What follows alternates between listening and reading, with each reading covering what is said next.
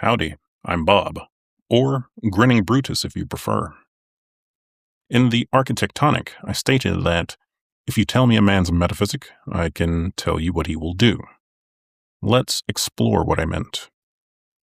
Tell me what a man did, and I will tell you his operating metaphysic.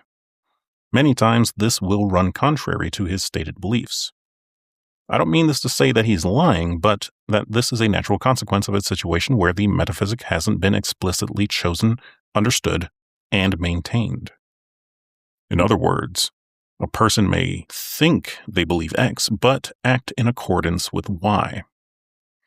Now, why would this be? Remember that morals are a necessary consequence of following a given ethical system. If you can't name the ethical system, how can you follow it? Furthermore, if you can't name your metaphysic, how can you name the ethical system in the first place? Bottom line up front, there are two types of people that we will discuss, and some of the implications of each.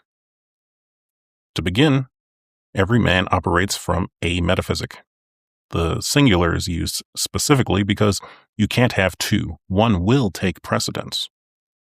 There is no exemption, no neutral ground, no wiggle room. You are standing on a single metaphysic. If you haven't chosen one and hewed to it specifically, then you may be standing on an amalgamation of multiple, sometimes contradictory metaphysics. This is the case for most people. They receive their metaphysics from the societal institutions and human interactions that they experience via osmosis versus chosen action. Premises are held implicitly, foundations are unexamined, and conclusions are rationalized post hoc. I know because I can speak from personal experience. They are, in a real sense, possessed by thoughts that did not start with them. These are ghosts. My term, along with a few others, so don't try to look them up in a book just yet. There are no really new thoughts, so the ideas you have are, at best, novel permutations or refinements of things that already exist. Try to find out where your ideas were originally stated. You might just find a pen pal from centuries past. For me, it was Aristotle, St. Thomas Aquinas, among others. On the other side of that divide, you have men that hold their premises explicitly. Having drilled down to the foundation of their given system, tracing commitments to their roots, they carry a framework consciously and intentionally. These are stewards, so named as they steward the ideas from the past into the present and the future, sometimes making modifications, sometimes evangelizing, and sometimes using government to apply their metaphysical structures to the populace. Note, these are not moral, intellectual, or value distinctions. The one is not a compliment and the other is not an insult. So here's the mechanism. See if you agree. A given metaphysical framework runs as a heuristic within a person. Your evaluation of a scenario will use shortcuts the same way you operate your car. Do you consciously think about applying acceleration and deceleration, turn signal, etc.? No, not at all. At least after you learn how to drive. This is the same way many of us apply our metaphysical systems, without conscious deliberation. Awareness is the effort spent against that default, which is exactly why it is rare and exactly why the default is the default. This is the ordinary condition of a rationalizing, not rational, being in a world that hands him more decisions than he has cognitive resources to spend.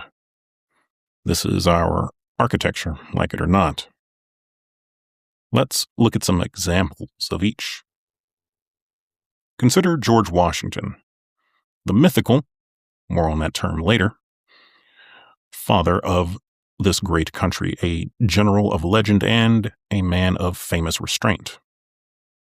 Nobody's idea of a political philosopher, and rightly so, as he had little formal education. One of the few founding fathers that spoke only English. His reading was more practical. military treatises, agricultural guides, and he deeply admired Joseph Addison's play Cato. We would call that entertainment, but plays and film do more than entertain, but inform. Something to expound upon in later videos. Now, what did he do? Among the remarkable things he did something even more so. In 1782, Colonel Louis Nicola writes to Washington, "The army has gone unpaid for months. The Confederation cannot tax." And Nicola argues that the weakness is structural, built into the Republican government itself. His remedy is that Washington take the title of king. Washington answers the same day, telling Nicola to banish the thought and never speak of it again, and hands his commission back the following year. What might a man believe to do such a deed when the expectation was to hold the reins of power for as long as possible? He has to believe human nature is fixed and knowable, and that his own is no exception to the corruption he has watched in other men. He has to believe virtue is real, that it can be cultivated, and that it is measured against something outside of himself. He has to believe authority is held in trust from a source he did not create and cannot renegotiate. Washington never systematically examined any of it, instead absorbing it from his environs, the Virginia gentry, Protestant Christianity, colonial life, and a classical republicanism that reached him through practice and expectation rather than through mere argument. And he instantiated it with a fidelity his more intellectual contemporaries could not match. Washington was a ghost that absorbed a hell of a metaphysic and carried it out faithfully. We should all be so fortunate. Now, consider Karl Marx. He wrote his doctoral dissertation on the difference between the natural philosophy of Democritus and that of Epicurus. Note where he starts. He starts in metaphysics. He then writes 11 theses on Feuerbach. 11 of them. The last one saying that the philosophers have only interpreted the world, and the point is to change it. Quite the declaration about reality, isn't it? In the afterword to the second German edition of Capital, Marx states that Hegel's dialectic is standing on its head, and Marx takes it on himself to invert Hegel's dialectic to make his own. He's narrating his own metaphysical operations in public. He knows what ideas he holds, from whence they came, which foundation he inverted, and what the inversion requires.